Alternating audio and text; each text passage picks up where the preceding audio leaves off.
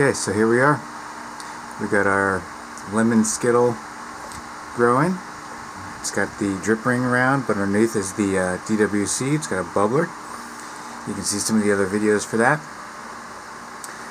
This is, what day is today? Today is like the 14th of April. So this thing's been a seedling for a little short while now, and I'm already starting to see some growth here since I put it in the bucket. I'm coming in just to do my daily check. I check it twice a day when it's in the drip ring to make sure that all the rocks are still wet, and they are for the most part. I do have a fan on, and it's strengthening the stem of the plant. And the foil here is to keep any splashing of the liquid that's coming out of the drip ring from getting on the floor. And it also helps reflect the light up underneath the plant itself during this phase, and it's not a very direct or harsh light, so that definitely helps.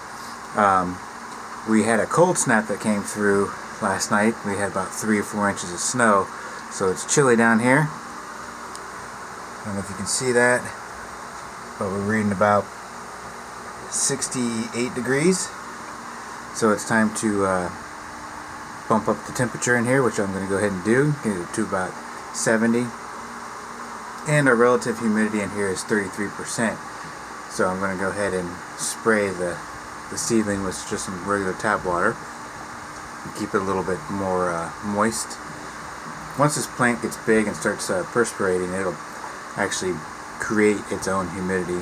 But for now, we're going to mist it every once in a while, and I will continue to give you updates, but not looking too bad.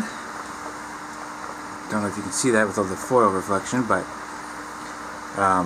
the seedling solution that I put in there was a tiny bit stronger than I should have put in, simply because I was going by the instructions on the back of the bottle to reach a certain level, and I accidentally overdid it.